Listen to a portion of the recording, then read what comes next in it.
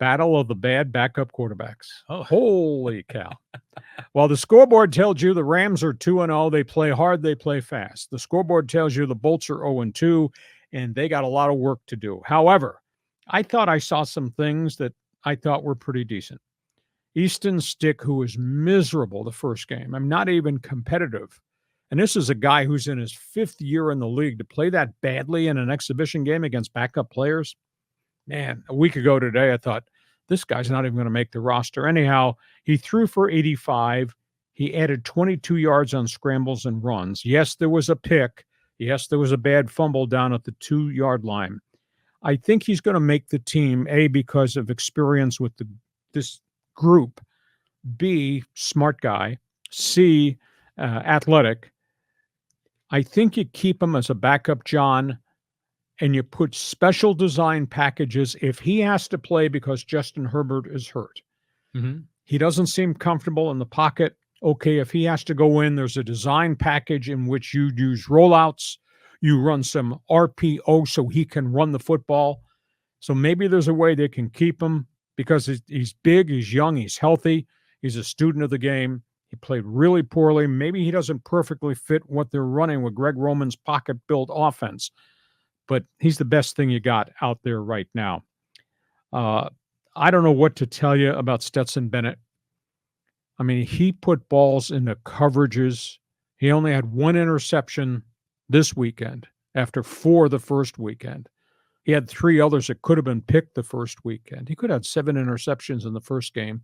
He threw 5 into coverages that should have been picked. He could have had 6 picks this weekend. He's just wild arm. He operates much better scrambling, running, throwing the ball off motion. But boy, I don't know if you can trust him. Now, I mean, the scoreboard says he threw for 212 this week after throwing for 244 last week. But this turnover thing is, to me, it's just a staggering amount. I think the Chargers found themselves a pretty good utility running back, this kid Kim Vidal. He ran for 49. He had 3 bursts, and he ran with toughness. And, of course, we haven't seen Gus Edwards, have not seen J.K. Dobbins yet. I think Vidal may have won himself a position. It's been easy for a year plus to critique last year's number 1, Quentin Johnston, and say, what is this guy going to be? For the first time, I saw him run precise routes, electric routes, double move routes, caught 1 pass in traffic, caught another one thrown over his head. He landed out of bounds, but it was a monstrous catch. Broke on a double move for what would have been a touchdown pass down the sidelines, and Easton Stick threw it into the seats instead. The kid really showed. It's the first time I've seen him actually play with discipline at center. So maybe they're working with Quentin Johnston to make this thing happen. Now, at the end of the day, the Bolts have now played 2 games that you and I have watched. They've not scored an offensive touchdown yet. 0 touchdowns in 8 quarters of football. That's awful. 23 possessions, 0 touchdowns. That is awful. Third down, life and death third downs, 8 for 28 on third downs. And this is against scrubs and backups, and guys are going to be working at Chipotle's in 2 weeks when the roster cuts occur. And a bunch of this has happened behind their number 1 offensive line with the 3 first-round draft picks. So the group is not playing very well. So that's where we are with the Chargers. Feel free to jump on board if you're a Charger fan. Better yet, in Los Angeles, if you're a Rams fan. And I'm not willing to cut Stetson Bennett, but geez, if Matthew Stafford gets hurt, I don't know that you can trust Bennett to play in a regular season game against Pro Bowl corners and linebackers. I mean, he just forces the damn ball into so many things. Your turn.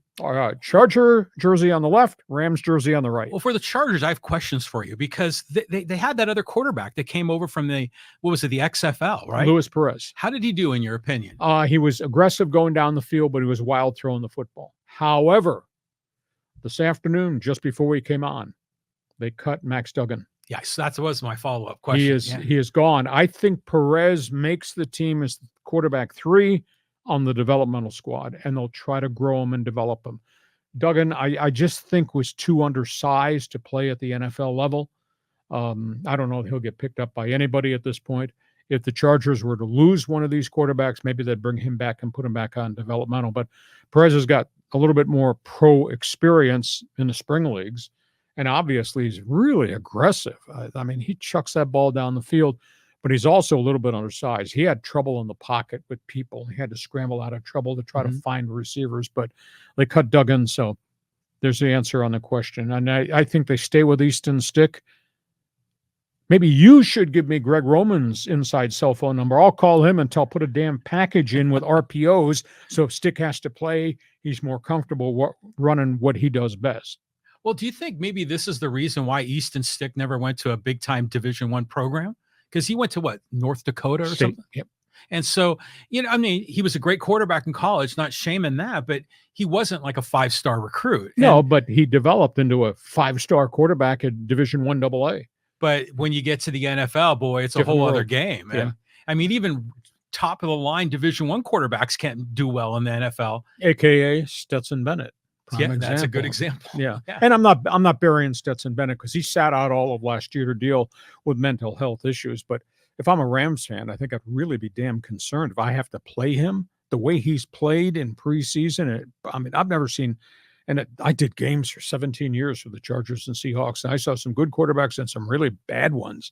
I've never seen a guy throw into the kind of coverages he threw in, thought he could get it done, and could have had 5 more picked off in addition to the one that was picked in the end zone. Well, who's your better backup quarterback then? Is it Bennett or is it Stick?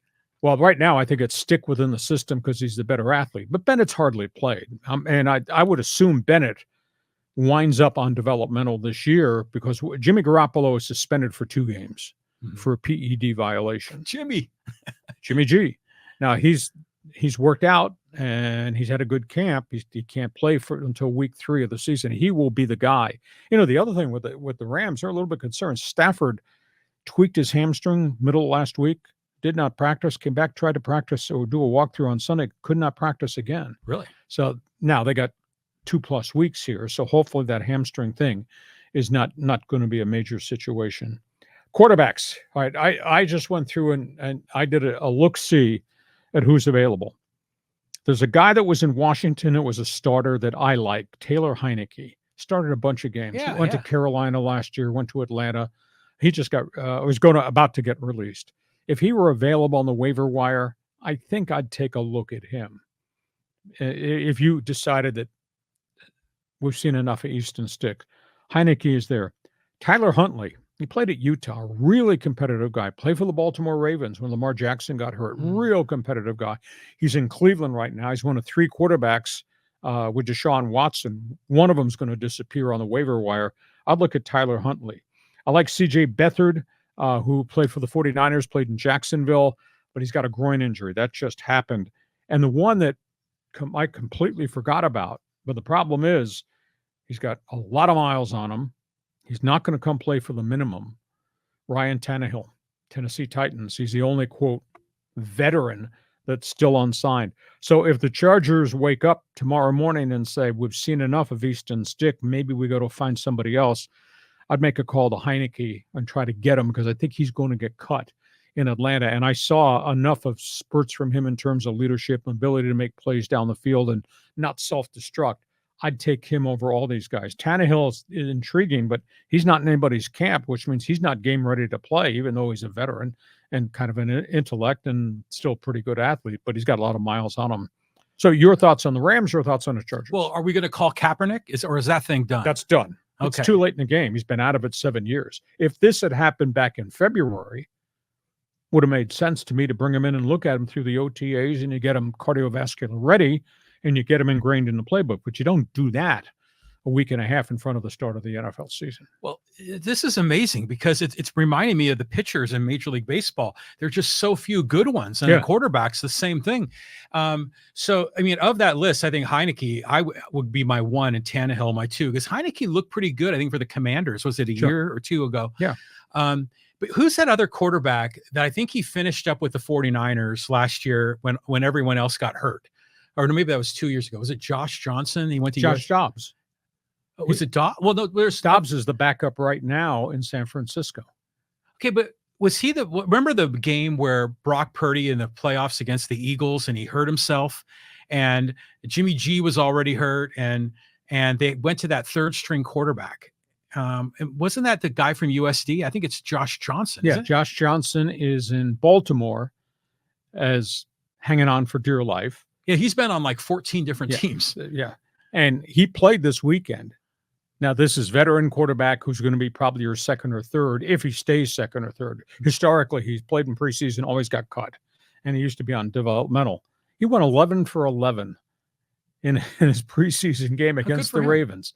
But he's a journeyman with limitations. I mean, there's a reason he's been with, this is the 14th team, reason he's been on 13 other teams is doesn't make enough plays. So, but it's interesting you bring that name up. Heineke he's younger, he's more athletic, he's a firebrand as a leader.